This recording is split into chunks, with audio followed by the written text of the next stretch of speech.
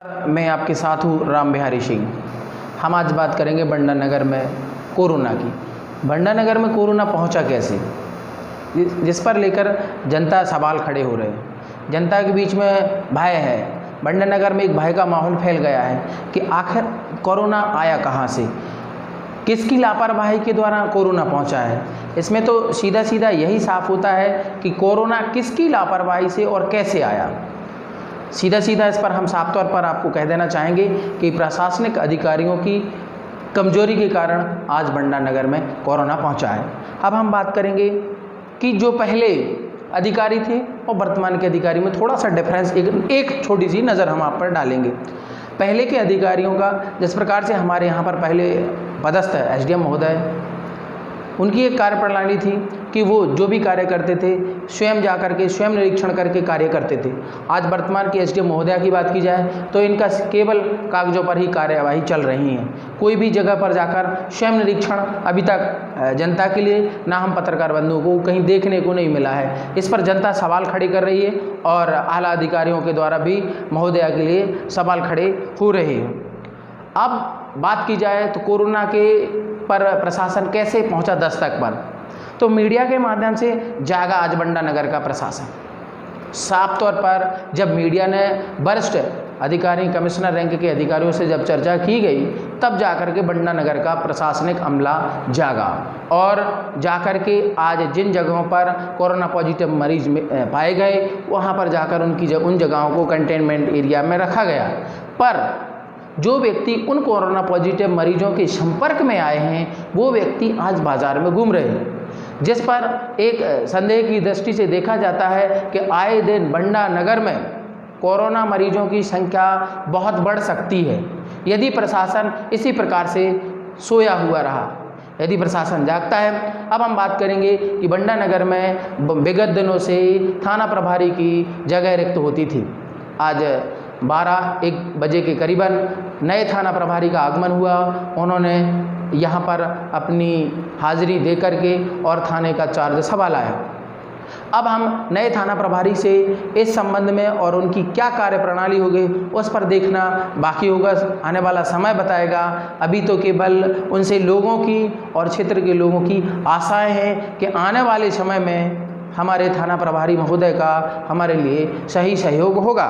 जब हम बात करें मीडिया के माध्यम से, जब हमने प्रशासन को जागा तो तुरंत आनन फानन में अपर कलेक्टर अखिलेश जैन का बंडा नगर में दौड़ा हुआ। कंटेनमेंट एरियाओं का उन्होंने भ्रमण किया। इस पर एक सवाल और स्वास्थ्य विभाग का जोड़ा जाएगा, जिसमें जिस समय यहाँ पर कलेक्टर महोदय का आना था उस समय अस्पताल और नगर की चारों दीवारें इस प्रकार से जाग गई थी जैसे दीपावली का त्यौहार आने वाला हो। पर लोगों में ये संशय था कि ये क्यों और कैसे। जनता इसको देख रही थी कि कोई बड़ा अधिकारी आने वाला है तो बंडा का प्रशासनिक अमला जागा है।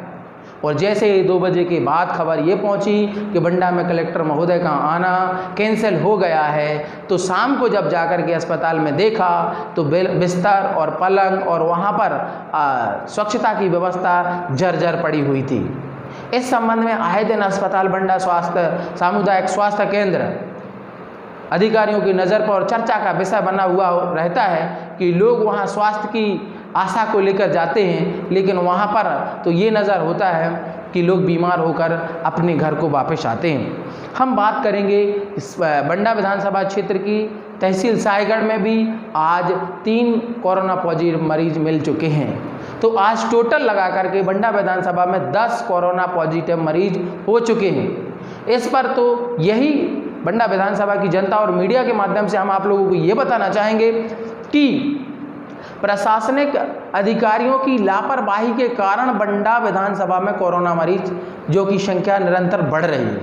यदि हमारी अनुविभागीय अधिकारी सचेत हो जाती और समय पर कोई ऐसी ठोस कदम करके ऐसी कोई कार्यवाही करती तो आज ये स्थिति नहीं होती कि विधानसभा में 10 कोरोना पॉजिटिव मरीज मिले हैं। हम अब बात करेंगे कि जनता हमेशा इनकी कार्यप्रणाली पर सवाल उठा रही है।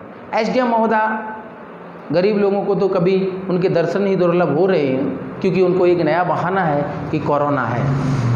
गरीबों के लिए कोरोना कहाँ है, क्या है, वो तो आला अधिकारी ही जाने। इस पर गरीब पब्लिक कुछ नहीं समझ सकती कि क्या है उनकी दुख और क्या दशा। तो कार्यप्रणाली पर हमेशा एसडीएम महोदय की कार्यप्रणाली पर हमेशा बंडा विधानसभा की जनता निरंतर लगा रही है। मीडिया के बंधुओं को तो यहाँ तक यह भी कह दिया है कि आपको तो केवल बाइट का काम है और कुछ काम ही नहीं है। जबकि मीडिया के माध्यम से ही आज कोरोना पर जो नियंत्रण पहुंच रहा है और जो कार्यवाही हो रही है वो मीडिया के माध्यम से हो रही है, ना कि इसमें प्रशासन अपना कोई ठोस कार्यवाही नहीं कर पाया है। जब ऊपर से प्रेशर आता है तब स्थानीय प्रशासन जागता है। तो इस पर हम सीधी यही कहना चाहेंगे, हमारे दर्शकों को यही बताना चाहेंगे कि बंडा नगर का जो स्थानीय प्रशासन है वो बिल्कुल अभी सुस्त अवस्था में पड़ा हुआ है। तो मैं सभी दर्शकों और बंधुओं से यही गुजारिश करूंगा और सभी से यही अपेक्षा करूंगा कि हमारे बंडा नगर को स्वच्छ और समृद्ध और शक्तिशाली बनाना है तो हम सभी के लिए जागरूक रहना पड़ेगा। और हमारे कमेंट्स बॉक्स में आपको लिखकर भेजना होगा कि बंडा नगर को, बंडा विधानसभा को हम कैसे सुरक्षित रख सकते हैं, कैसे संयमित रख सकते हैं और कैसे आगे बढ़ाएंगे।